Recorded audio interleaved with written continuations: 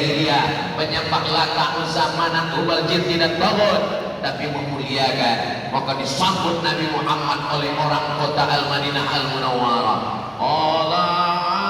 Al-Badru alaina min saniyatil wala wajaba syukru alaina mada'a lillahi da ayyuhal mab'usu fina ji'ta bil amril muta' ji'ta syarraftal madinah marhaban ya khairana.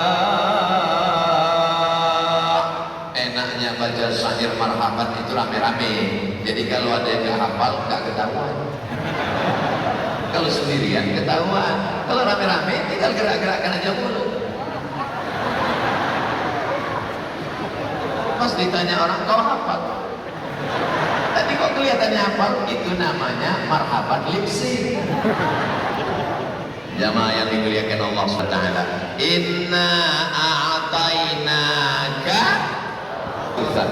Kautsar pendapat yang pertama, nahrun fil jannah, sungai di surga.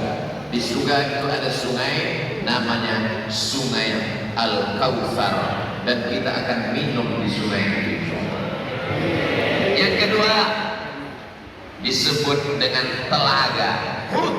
Ada telaga dan kita akan minum di telaga itu. Orang yang minum di telaga Al-Kautsar la yazma'u fiha abada, dia tidak akan haus untuk selamanya, insyaallah. Amin. Kenapa Ustaz Somad tiba-tiba melihat jam? Soalnya saya tadi berpanduan ke jam ke depan. Yang depan itu jam 9 kurang 10. Begitu saya lihat ke kiri jam 9 lewat 10. Akhirnya saya bingung mana yang benar. Maka kalau kita dalam kebingungan, lihatlah jam kita sendiri. Begitu juga dalam ngaji ini banyak pendapat. Nanti Ustadz ini mengatakan Al-Kautsar itu artinya sungai di surga. Yang satu mengatakan Al-Kautsar itu artinya telaga di surga di padang mahsyar. Yang minum tidak akan haus selamanya. Bingung? Jangan bingung. Buka kitab-kitab tafsir. Tafsir yang paling kecil Jalalain, Jalaluddin Al-Mahalli, Jalaluddin As-Suyuti, dua imam besar. Yang agak besar Tafsir Al-Muntahab, dikumpulkan oleh ulama-ulama Al-Azhar Kairo Mesir. Mudah-mudahan adik-adik anak-anak kita bisa belajar ke Al-Azhar. Amin. Yang nggak mau jangan dipaksa. Saya nggak maksa anak saya mesti ke Al-Azhar. Saya dari Al-Azhar, kamu mesti ke Al-Azhar. Nah, kalau anak saya mau masuk visipol politik, dia mau jadi ketua DPRD seperti Pak Ketua, dia tidak apa-apa. Dia akan menolong agama dengan kekuasaan. Betul? Saya tidak paksa anak saya, karena saya tamat Mesir, kamu mesti ke Mesir. Kalau dia nggak mau kita paksa juga, dia pulang tidak jadi ulama, dia jadi Fir'aun. Jadi di Al-Azhar diajarkan banyak. Pendapat pertama, sungai di surga. Pendapat yang kedua, telaga di padang mahsyar. Pendapat ketiga, inna a'tainakal kautsar, nikmat yang besar. Nabi Muhammad diberi nikmat yang besar. Siapa yang pertama kali masuk ke dalam surga? Nabi Muhammad sallallahu alaihi wasallam. Ketika di padang mahsyar panas terik, tidak ada tempat bernaung, tidak ada atap, tidak ada kubah masjid, tidak ada pohon kayu, gunung-gunung tercabut. Wa takunul jibalu kal-'ainil mawfush, gunung-gunung seperti bulu kambing yang dihembus angin. Gunung Bromo, Gunung Kidul, Gunung Merapi, Gunung Kelut, semuanya seperti bulu kambing. Ambil gunting, potong bulu kambing, letakkan ke telapak tangan, hembus. Mawfush. Seperti itulah kalau gunung-gunung yang besar itu seperti bulu kambing yang ditiup angin, bagaimana Abdul Somad saat itu melayang terbang, tak ada apa-apanya. Maka kalau ada tetangga ibu sombong, tetangga bapak angkuh, nanti mau Idul Adha, ambil bulu kambing, hembuskan ke tapak tangannya. Yang sombong, begitulah keadaan kau nanti di hadapan Allah. Tapi kita jangan sedih, karena ada yang membuat kita kuat, dialah Nabi Muhammad sallallahu alaihi wasallam. Tapi dengan syarat yang pertama, mesti percaya kepada Nabi Muhammad sallallahu alaihi wasallam. Ibu percaya Nabi Muhammad? Pernah ketemu? Mimpi? Bapak percaya Nabi Muhammad? Pernah jalan-jalan sama dia? Pernah minum alkohol sama dia? Katanya kalau pakai nama dia alkoholnya gratis. Alhamdulillah sudah ditangkap polisi, sudah selesai. Siapapun yang mau menghina Nabi Muhammad SAW wajib kita membelanya. Tapi jangan cuma bela. Ini banyak orang, saya Pak Ustadz bertato, pakai anting, preman. Kalau Nabi Muhammad dihina, bilang mabuk saya. Berarti kalau gitu kamu mabuk? Iya. Membela Nabi Muhammad itu dengan amal soleh, bukan somat. Bangun masjid, menolong agama Allah. Inna a'tainakal kautsar, kami sudah berikan engkau nikmat yang besar. Dari mulai detak jantung berdegup sampai kedipan mata. Bayangkan kalau ibu tiba-tiba nggak bisa berkedip. Bayangkan kalau bapak tiba-tiba jantungnya berhenti berdetak. Jantung di sebelah kiri, 2 jari di bawah, berdegup dan berdetak. Ini yang normal. Kalau banyak utang,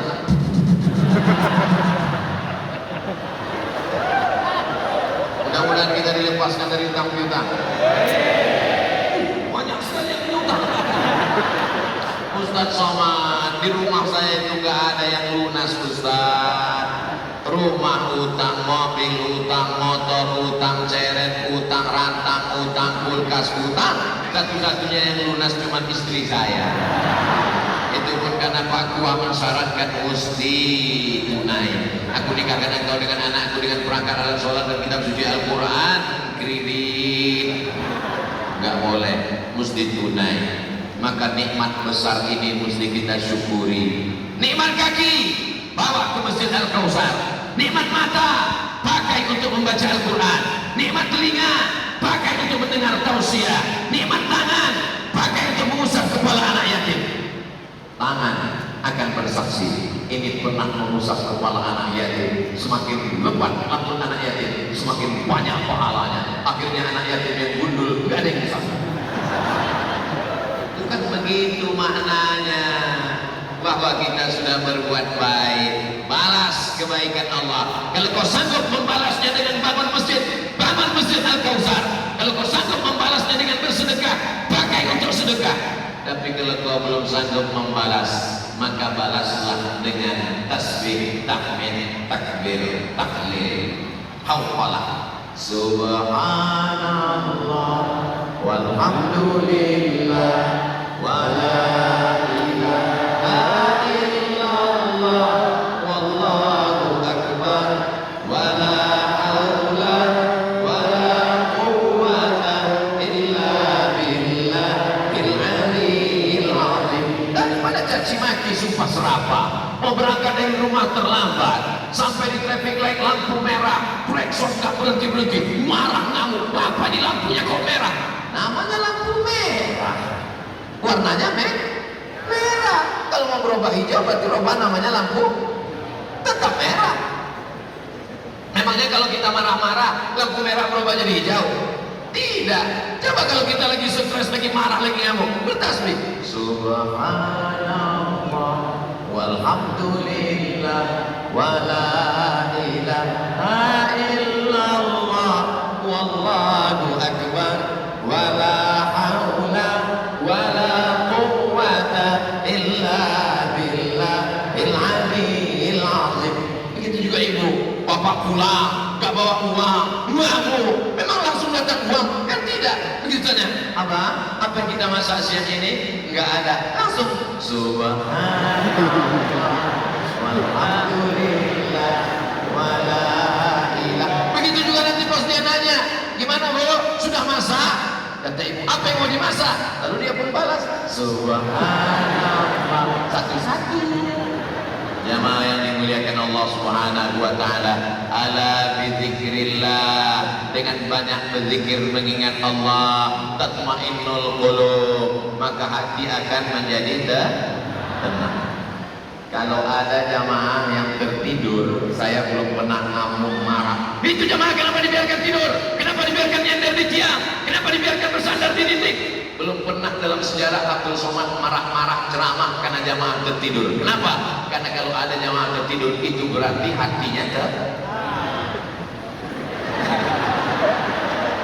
orang barat gajinya banyak pakai dolar, orang Eropa pakai euro, mobilnya mewah, rumahnya megah, ganteng, cantik, gak bisa tidur. Nama penyakitnya insomnia. Insomnia itu gak bisa tidur, Pak. Kita begitu khotib naik mimbar langsung tidur. Khotib naik aja.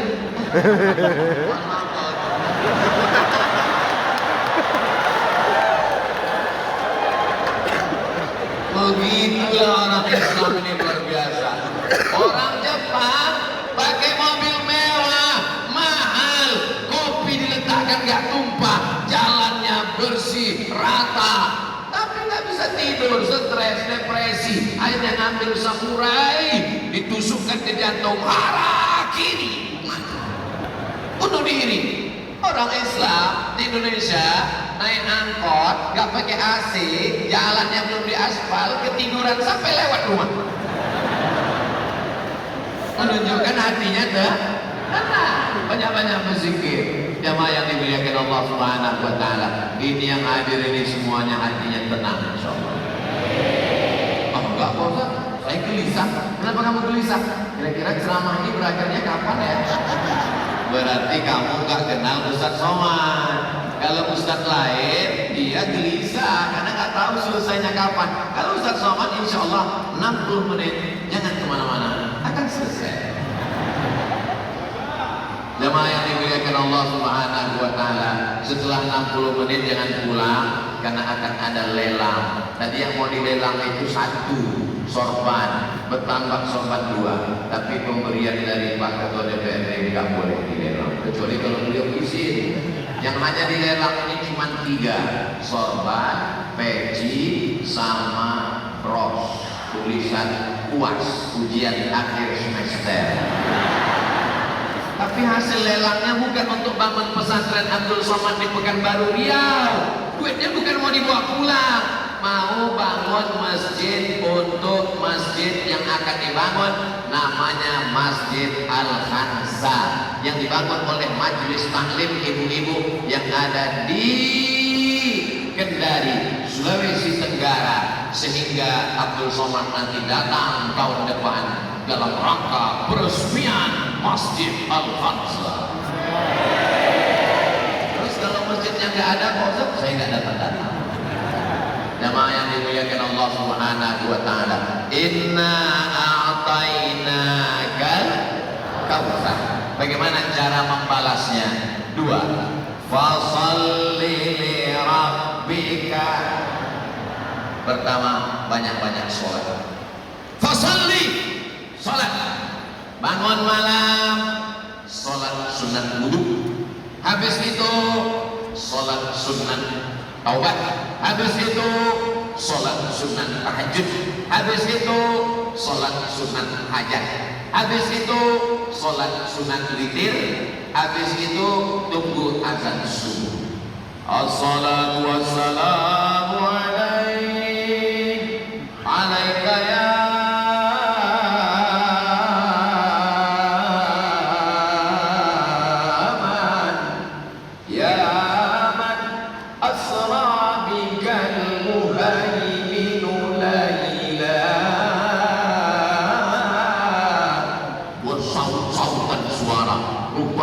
orang di Sulawesi Tenggara sudah bangun jam 4 untuk memuji Allah Subhanahu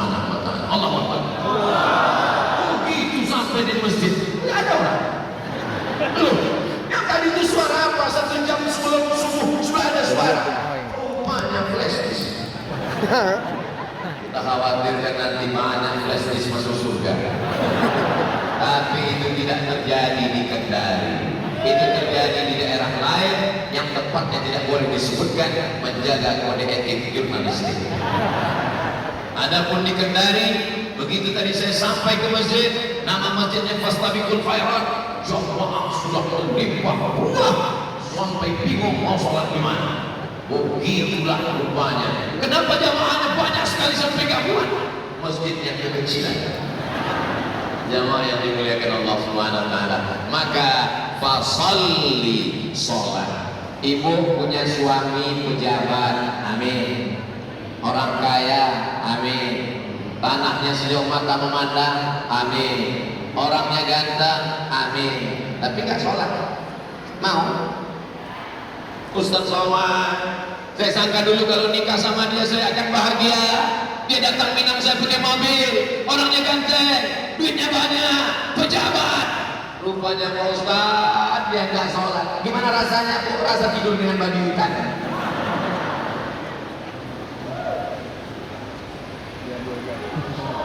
Babi pocong.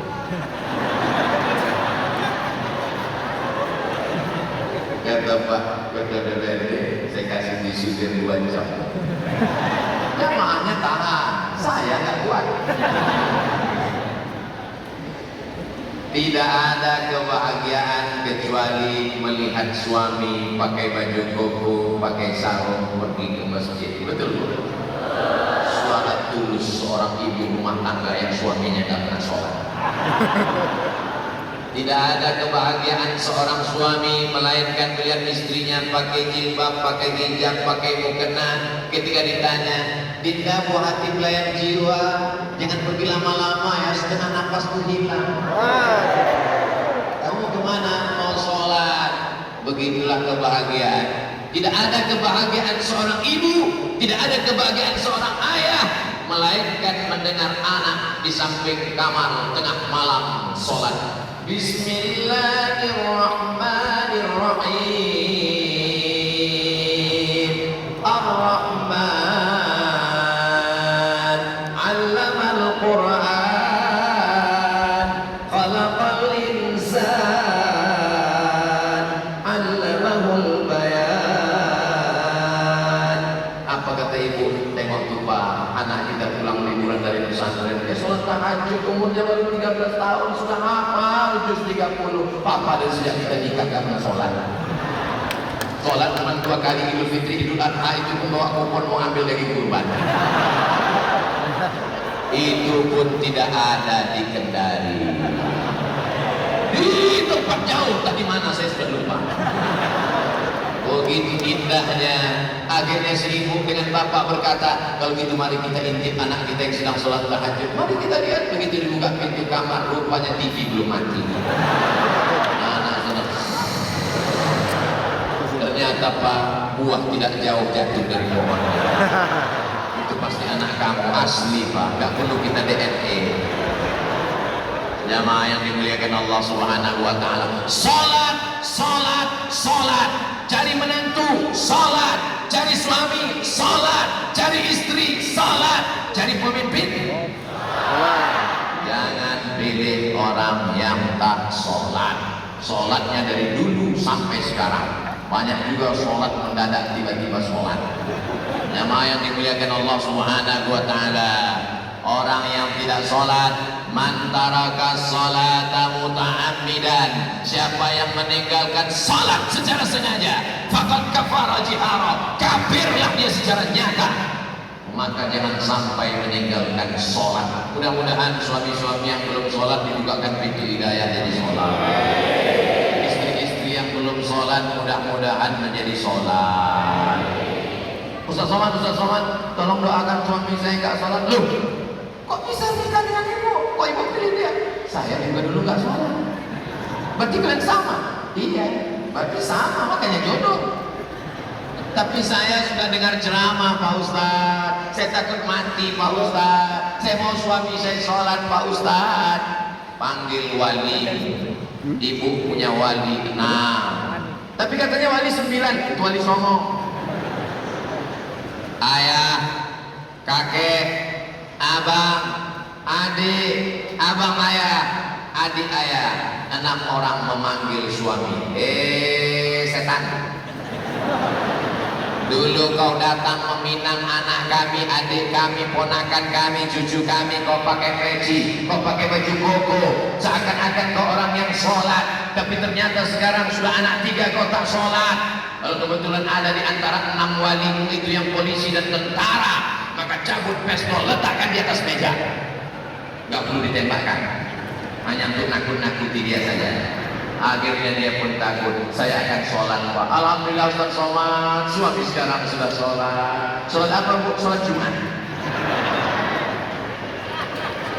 Ketika saya sedang makan di rumah makan, di dalam hotel, pas lagi sedang makan, datang ibu-ibu. Ustaz Somad, betul. Saya sangka kamu minta makan saya. Saya boleh duduk, Pak Ustaz? Silakan, sit down, please. Akhirnya duduk, lalu tak lama datang anak gadis. Ustaz Somad, ini anak gadis satu kantor dengan saya PNS. Ada apa, Bu? Dia mau jadi imam. Oh, saya khotib. Bagus. Maka wahai engkau adik-adikku perempuan, kalian mesti mencari imam. Alhamdulillah Ustaz Somad, saya sudah ketemu imam saya. Masya Allah, tabarakallah. Tapi ada satu yang menggelisahkan hati saya, Pak Ustaz. Kenapa? Dia mau jadi imam kalau zuhur sama asar aja. Itu namanya imam silent. Dia spesialisnya modal paling awal jadi imam, jangan langsung sholat zuhur. Sholatnya zuhur sama asar itu modalnya minimalis. Cuma Allahu Akbar aja. Allahu Akbar. Allahu Akbar. Saking kan groginya, bangkit dari ruku pun Allahu Akbar. Istrinya langsung kasih tahu di belakang, Sami Allahu liman hamidah kali. Setelah lama-lama latihan, Bismillahirrahmanirrahim. Alhamdulillahi Rabbil Alamin, Ar-Rahmanirrahim, Maliki Yawmiddin, Iyyaka na'budu wa iyyaka nasta'in, Ihdinas siratal mustaqim, Siratal ladzina an'amta 'alaihim ghairil maghdubi 'alaihim waladdallin.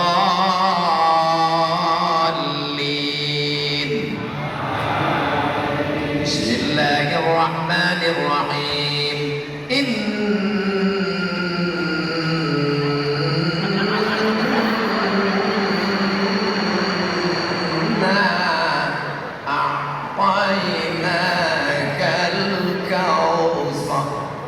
Selesai sholat kata istrinya, sangka ayat apa tuh? Ternyata abang cuma hafal inna a'tainakal kautsar. Abang banyak hafal lain ayat-ayat panjang. Terus kenapa baca ayat itu? Karena kecintaanku pada tausiah Ustaz Somad ini. Memang kau pandai bersilat lidah, Bang.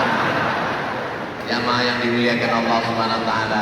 Kalau hari ini ada suami ibu yang hanya imam zuhur, hari ini ada suami ibu yang mau jadi imam ayatnya cuma inna a'taina, bersyukurlah karena di sana ada suami-suami yang tak pernah menempelkan kedingnya ke lantai, ada suami yang mabuk sakau, ada suami pecandu narkoba, ada suami yang belum pulang sampai sekarang karena dilarikan pelakor.